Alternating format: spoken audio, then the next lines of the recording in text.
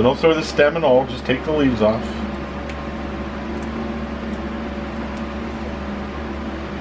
Now, you don't have to put as much basil in yours as I do.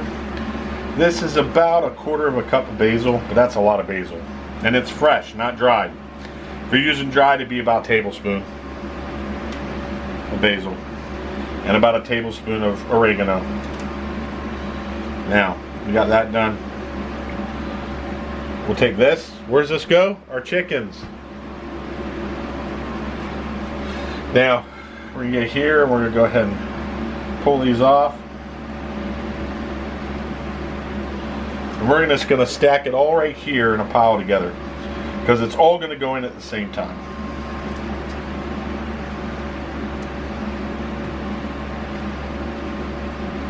So, funny story for me and Amy. You guys will get a kick out of this. So our garden just started producing.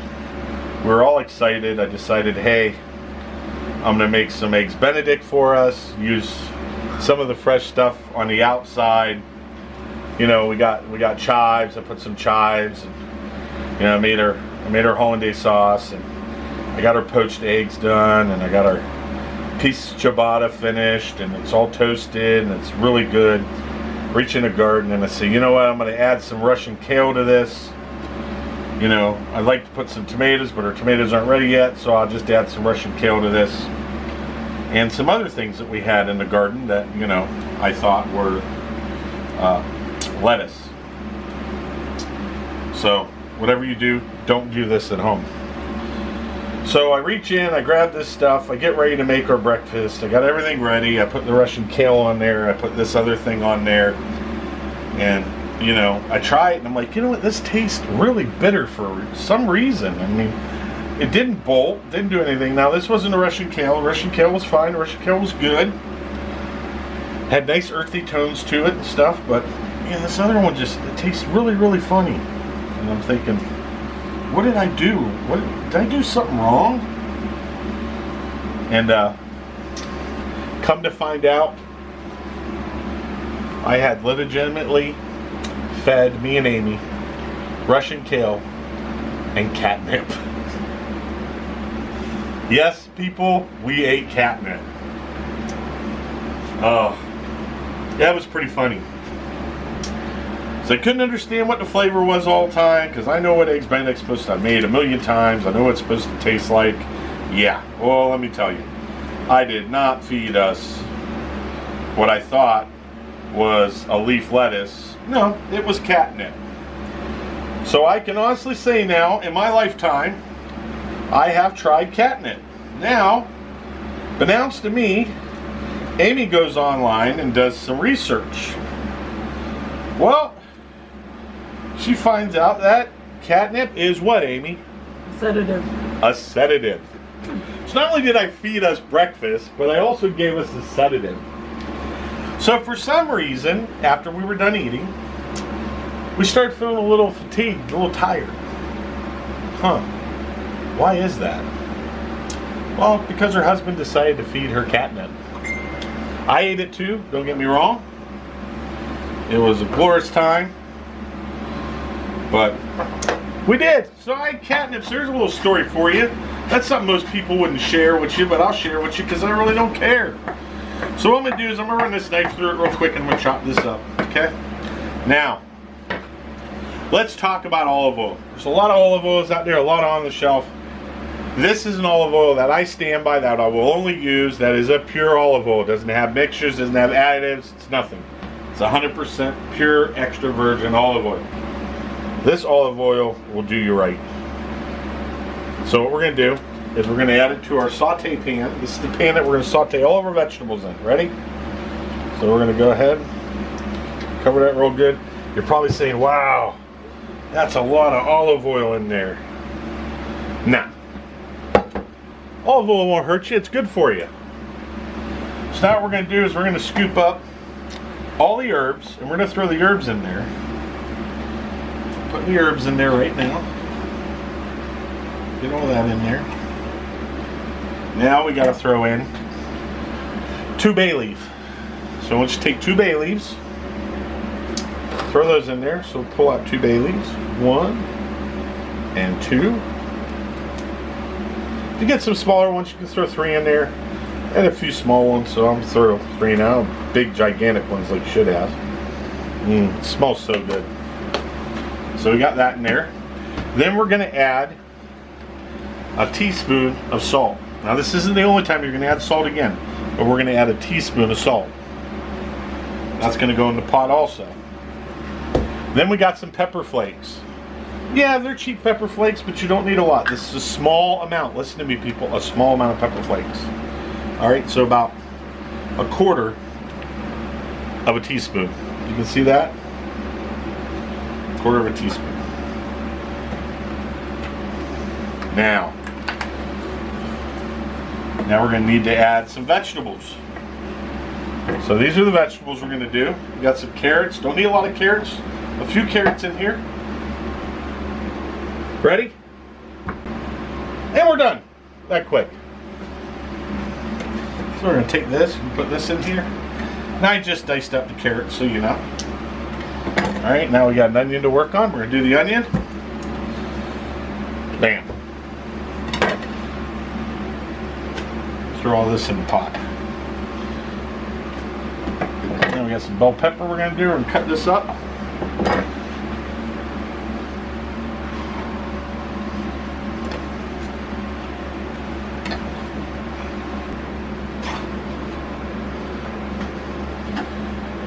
Alright guys, so we got 2 whole bulbs of garlic in here. I'm going to show you what it looks like now.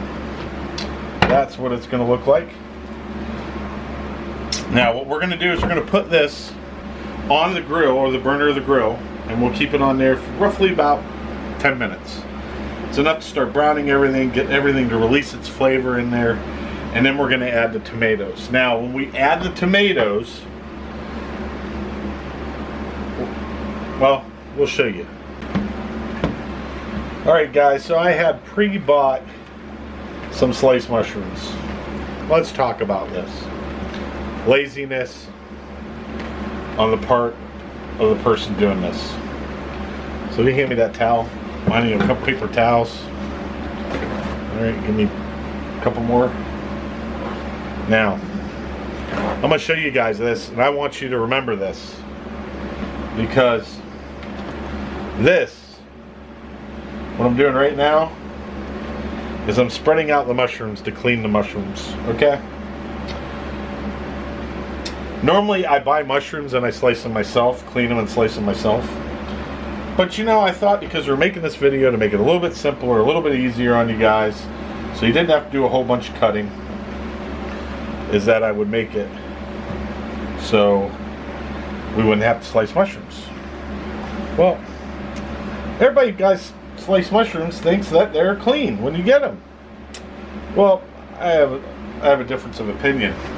They are not cleaned at all when you get them. They cut them up just as if they were whole. You want to see what you're putting into your food? That's what you're putting into your food. And in case you didn't wonder, you know what this is growing in? Cow crap. So you're going to put that in your sauce or in your food and you're going to eat that. Make sure to wash your mushrooms even if you buy the sliced ones. That really makes me mad because, you know, you buy it because you think it's easier and you just add it from the package into your food, not knowing that this is what it contains. So I'll just throw that outside onto the grass, let it go. Now I've taken and dried these off. I'll roll them up in this paper towel. We'll try to anyway. This paper towel's pretty wet. Lift them up in one shot and put them in the sauce. There we go. So next time you guys go buy sliced mushrooms, think about it. You think you're cutting a corner, you think you're doing something different, when actually you're not cutting any corners. You're just stopped from having to cut it because you still have to clean them. And this is what you get. Alright guys, so we got our mushrooms in there, we got our garlic, we got our onions. I'm going to ask Amy kindly to hand me a spoon. And I'm going to stir this in here. This all incorporated here. Now this is the start of a marinara. Now, sometimes, depending on, you know, what it is or what time of year it is and stuff, I'll add stuff to this. You can add some squash to this. You can add some zucchini. I would be adding zucchini if we had it. We don't have any zucchini yet. And our squash is really not big enough to be thrown into this. So the basics of it is what you have, all right? Now you're probably wondering, why do I put carrots? Carrots act as if a sweetener and it neutralizes some of the acid. Lots of garlic, because I love a really good aroma of garlic. I love the flavor. Sometimes you get garlic that just isn't held back long enough growing to get a pungent smell and a really good taste. So I always do that. So we're going to throw this on the grill, and we're going to be back in about 10-15 minutes, and I'll show you what the next step is. Alright guys, 10 minutes been up. That's what it looks like when it cooks down. Now we're going to add our tomatoes to it. So put them in there.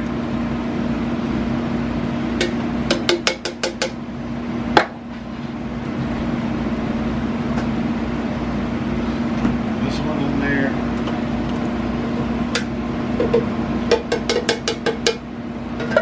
Whoops.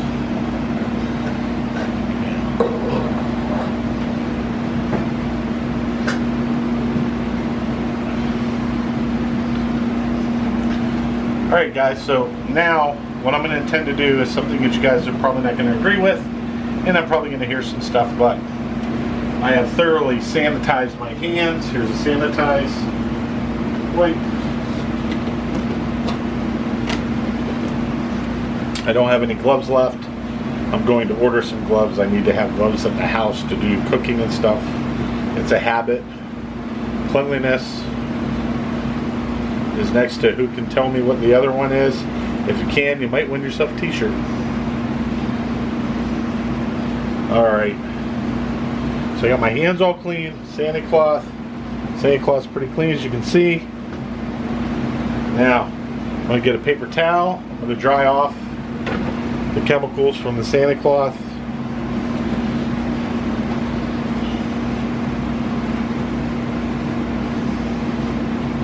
And I'm gonna, no I'm not. Actually I'm gonna use a masher. So you're gonna mash the tomatoes in your sauce. You're breaking them up, you're mashing them in there. You're getting all that goodness and juice come out.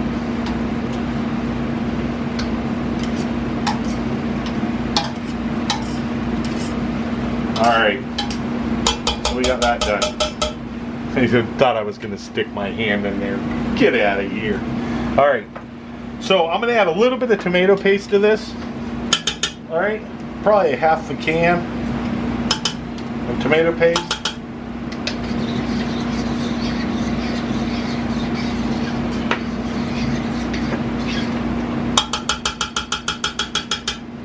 Now we come into the secret ingredients. We're going to add some water into the cans that we got the tomatoes in. We're going to, what I call, slosh them around, but not make a mess.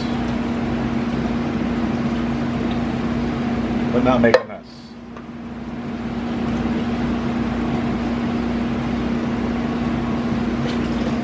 Alright, so we got those done. Throw these out. Now, one of my key ingredients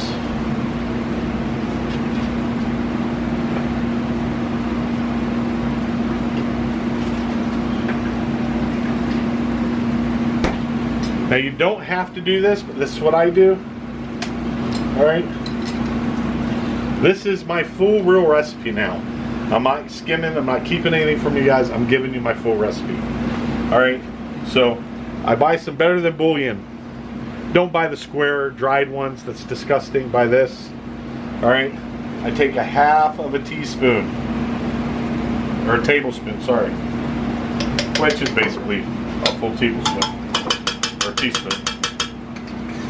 We're going to mix that in. I want to see the consistency of it. Could use a little bit more water.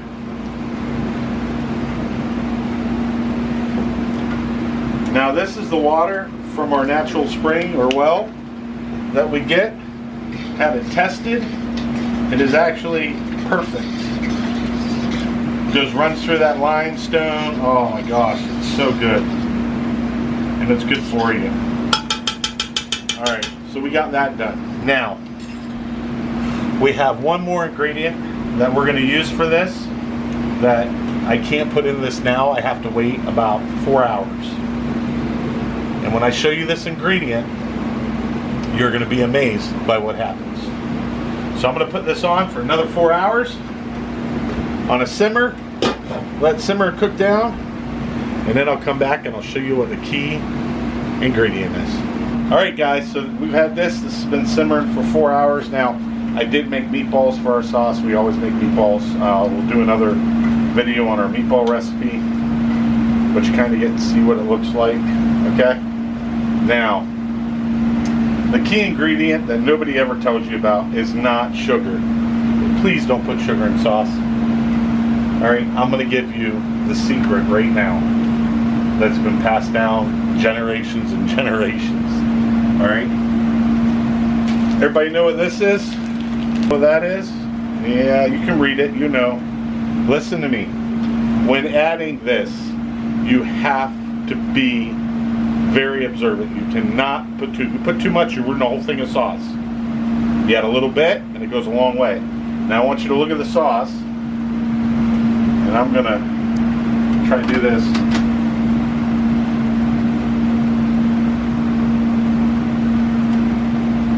Alright.